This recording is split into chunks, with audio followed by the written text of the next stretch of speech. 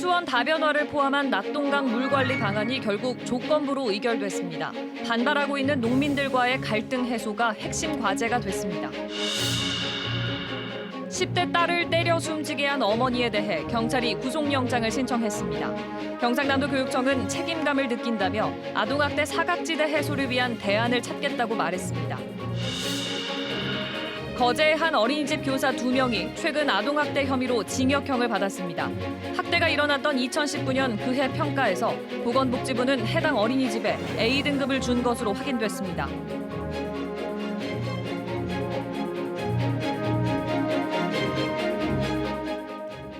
안녕하십니까. KBS 9시 뉴스 경남입니다. 지하수 부족을 우려하는 창녕 합천 농민들과 보호 개방을 요구하는 환경단체 반발 속에 낙동강 통합 물관리 방안이 오늘 조건부로 의결됐습니다. 취수원 다변화 방안도 정부 정책으로 추진하게 됐는데요. 주민을 설득하고 갈등을 해소하는 게 관건입니다. 보도에 손원혁 기자입니다. 낙동강 유형 물관리위원회가 조건부 의결한 낙동강 통합 물관리 방안. 오는 2030년까지 낙동강 수질 2급수 이상 개선, 2028년까지 취수원 다변화, 주민 피해가 없도록 하는 지역 상생 방안 마련이 핵심입니다. 취수원 다변화 사업을 착공하기 전까지 객관적인 방법을 통해 주민 동의를 구한다는 조건이 달렸습니다. 이번 저희 정책에 대해서 불신과 또한 생각의 차이가 일부 있는 것으로 알고 있습니다만 이번 정책을 구체화하는 과정에서 끊임없이 소통하고 합천 환강과 창녕 강변 요가스로 하루 90만 톤을 확보하는 취수원 다변화 사업이 2028년 마무리되면 경남 중동부 지역 191만 명이 낙동강 대신 이 물을 먹게 됩니다. 하루 95만 톤이 필요한 부산도 42만 톤을 공급받습니다. 김경수 경남지사는 도민 3분의 2가 먹는 낙동강 물에 대한 불안을 해소하기 위해 취수원 다변화는 꼭 필요하다고 말했습니다. 다만 낙동강 본류 수질 개선 추진과 주민 피해 최소화와 보상, 환경단체의 보호 개방 요구에 대응해 줄 것을 요청했습니다. 여전히 낙동강 본류를 취수원으로 해야 되는 불가피한 상황이 있기 때문에 낙동강 본류 수질 개선 사업을 통합 물관리 방안의 최우선 과제로 합천과 창녕 농민들은 삭발까지 하며 반대 의사를 밝혔습니다. 대가서 개발계 당장 중단하라! 환경단체도 낙동강 보호 개방 없는 본류 개선 정책은 무의미하다며 이번 결정을 비판했습니다. 환경부가 낙동강 거버넌스를 자신의 들러리로 취급하고 있다는 걸 보여주는 것이다. 우리는 낙동강 유형 및 합의 없이 강행된 취수원 이전 결정을 원천 무효임을 선언한다.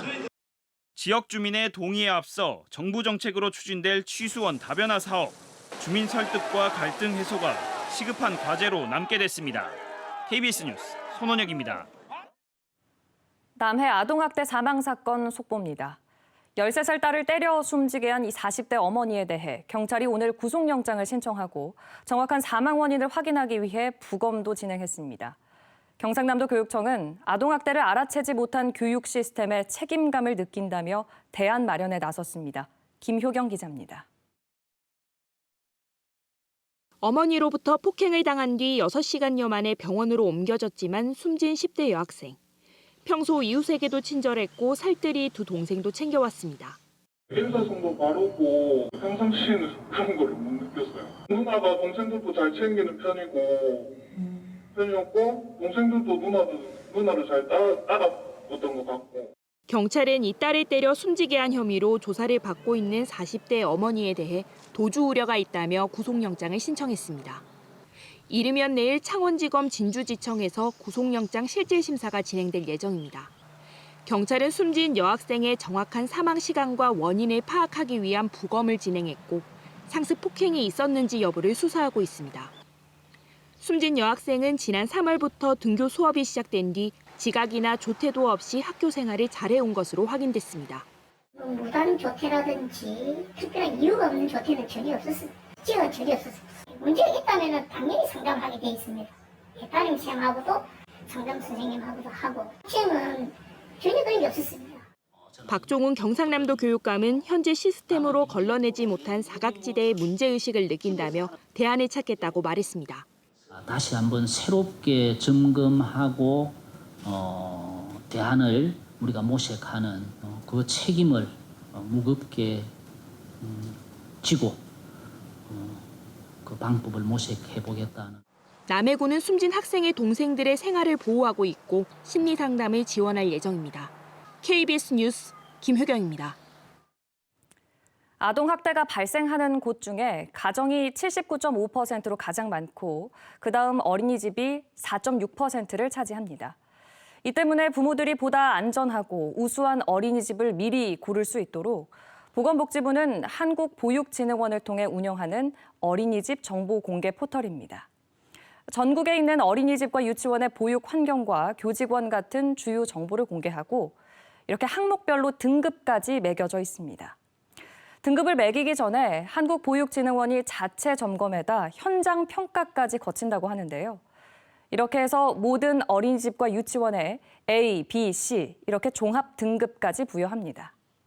부모들이 내 아이가 다닐 어린이집과 유치원을 고를 때 중요한 참고 자료로 쓰이고 있습니다. 그런데 이 포털의 평가 등급마저도 믿기가 어려워졌습니다.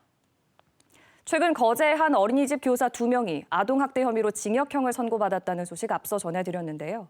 KBS 취재 결과 이 해당 어린이집은 학대가 있었던 지난 2019년 그 해 연말 평가에서 무려 최고 등급인 A를 받았습니다. 어린이집 운영정지 6개월에 교사 자격정지 2년의 행정처분 내역도 이 포털에서 빠졌습니다. 자세한 내용 박기원 기자가 보도합니다. 어린이집 정보공개 포털에 올라온 거제의 한 어린이집 평가 결과입니다. 안전과 보육 환경 등 4개 평가 영역 18개 세부 지표에서 모두 우수를 받아 최고 등급인 A를 받았습니다.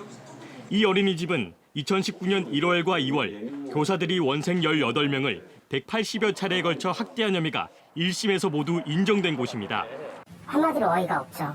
평가 자체도 굉장히 높은 등급을 받았는데 이런 어린이집에서 학대가 이루어졌다는 것도 문제가 있고. 보건복지부의 위탁을 받은 한국보육진흥원이 이 어린이집을 평가한 기간은 같은 해 10월부터 12월까지. 평가 한 달 전 이 어린이집 학대 피해 아동의 부모는 경찰 조사를 받았고 아이들에게 낮잠을 연습시킨다는 민원을 서면으로 넣기도 했습니다. 그런데 한국보육진흥원은 민원 내용을 제대로 확인하지 않은 채 현장 실사를 통해 A등급을 준 겁니다. 이 어린이집이 학대 혐의로 거제시로부터 운영정지 6개월, 교사 자격정지 2년의 행정처분을 받은 내역도 누락시켰습니다. 서류를 작성한 것과 보육 내용이 전혀 다름에도 불구하고 민원을 넣었는데 어떠한 조치도 취해지지 않는다는 게 가장 큰 문제라고 생각합니다. 보건복지부의 어린이집 평가는 자체 보고서를 받은 평가위원들이 하루 동안 현장을 방문해 점검하는 방식이 전부. 평가 주기가 2년에서 3년으로 긴 데다 180여 명의 평가위원이 전국 3만 3천여 곳을 담당하고 있어 명백한 법 위반이 발생하지 않는 이상 중간평가를 하기가 어려운 구조입니다. 누가 보고 있으니까 그 자리에서 그렇게 하시지는 않고 아이들을 어떻게 이제 존중하면서 상호작용하는지에 대한 포커싱이 맞춰져 있다 보니까 KBS 취재가 시작되자 한국보육진흥원은 이 어린이집의 평가 등급을 조정하고 행정처분 내역을 공시하겠다고 밝혔습니다. KBS 뉴스 박기훈입니다. 학교 화단을 50년 동안 지켜온 목련나무가 도끼질을 당하고 또 제초제 때문에 새까맣게 말라가는 일이 생겼습니다. 봄이면 새하얀 목련꽃을 선사하던 이 고목의 순환과 그리고 이를 지켜보는 학생과 졸업생들의 사연을 권경환 촬영 기자가 영상뉴스로 담았습니다.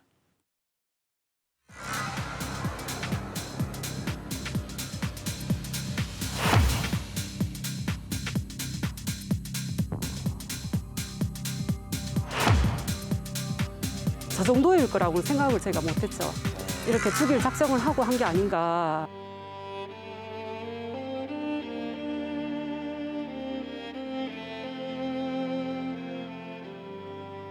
이렇게까지, 그러니까 나무가 살아있는 존재지만 이렇게 말을 할 수 있는 건 아니잖아요. 근데 이렇게까지 굳이 생명을 해쳐서 얘를 이렇게 아프게 해야 될까?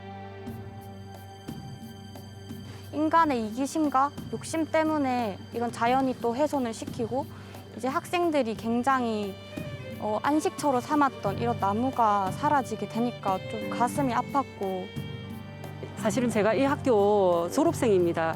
그 34년, 5년 됐는데 졸업한 지가 그때 당시에 제가 이 목련나무를 보면서 등하교를 했던 기억이 있었고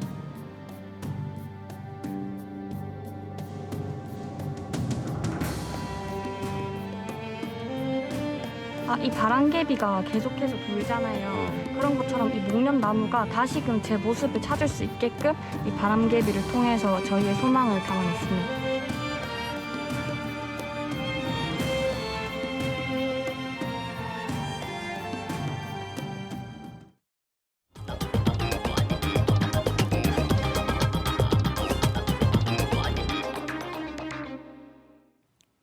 오늘 경남의 코로나19 신규 확진자는 창녕 6명, 창원과 양산, 김해 각각 2명 등 모두 15명입니다.